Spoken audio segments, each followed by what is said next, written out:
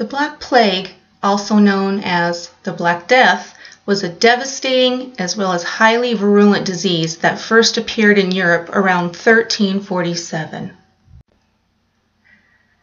This disease, which eventually killed roughly 1/3 of Europe's population, was given its name because the disease caused blackening of the skin around the painful swellings.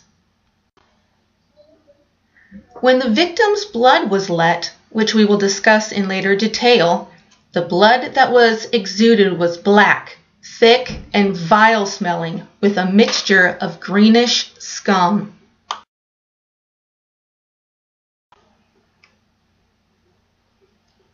Thus the name, the Black Plague. Medieval doctors had no true understanding of the disease, let alone the plague. People were in a panic, as nearly 7,500 victims were dying each day from the plague.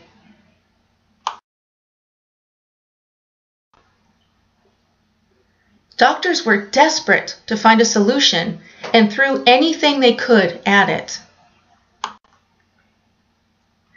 Now we will discuss some of the more popular medieval treatments, as well as what, if anything, were helpful.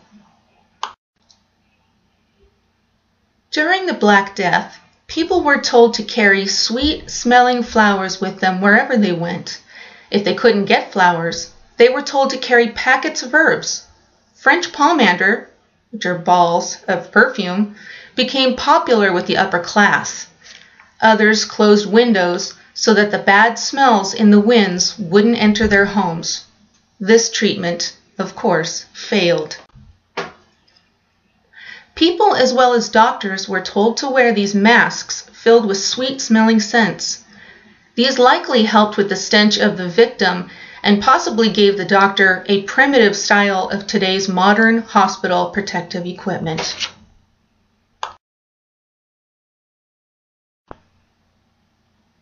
Some thought plague was a test or punishment from God. Devout Catholics took to highways and whipped themselves while crying out to God for mercy. This proved ineffective to the treatment or the protection of the disease.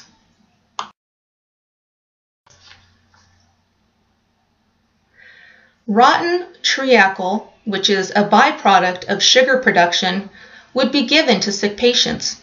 It had to be 10 years old to be considered effective. The old, smelly, sticky substance was thought to get rid of the plague for good. This remedy had a touch of sense to it. Potentially disease-fighting molds, yeasts, and other cultures would have thrived in syrup and matured over time.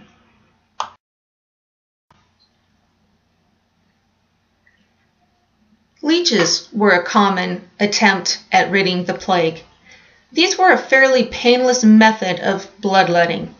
Most, however, could not afford them and had to do regular bloodletting.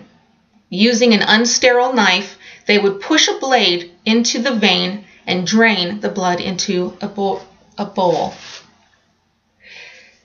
This was not only ineffective, but would cause the patient to become weak, as well as it depleted the victim of nutrient-rich, disease-fighting blood.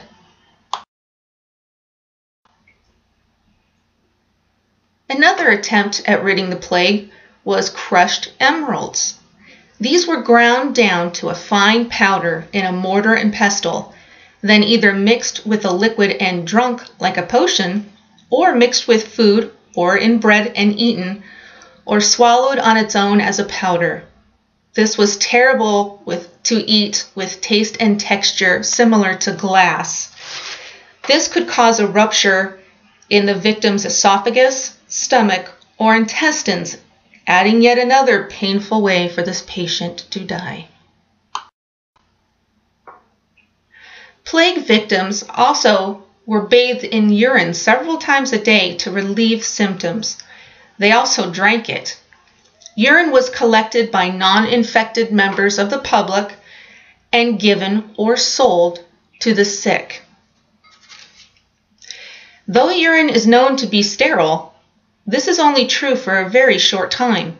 left at room temperature, it easily cultures an array of bacteria, which the victim, whose immune system is severely depressed, has now ingested.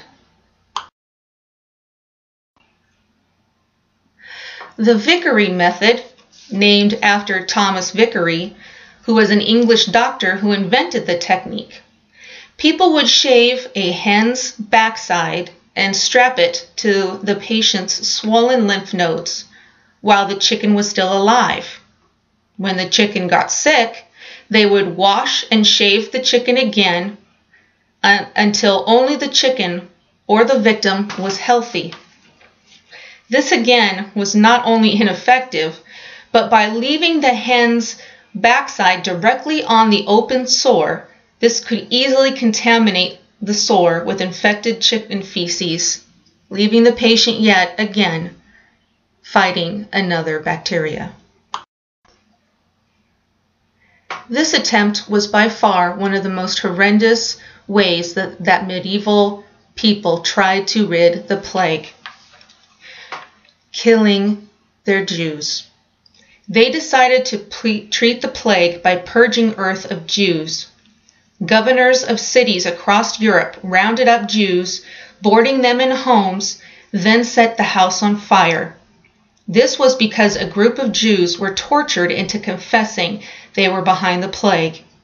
The severity of attacks caused Pope Clement VI to publish 2 papal letters condemning those who killed Jews and required all clergy to protect them. This obviously was ineffective, as well as caused the localized genocide of the Jewish community in medieval history.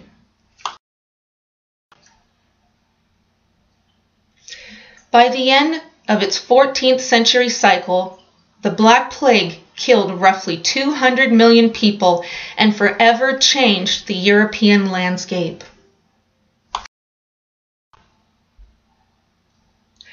There still is no cure for this deadly disease.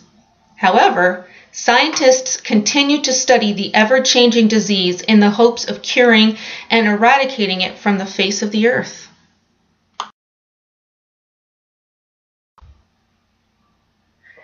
This plague carried its global effects down to even our day, as the infamous children's song states, "Ring around the rosy, pockets full of posies, ashes, ashes, we all fall down."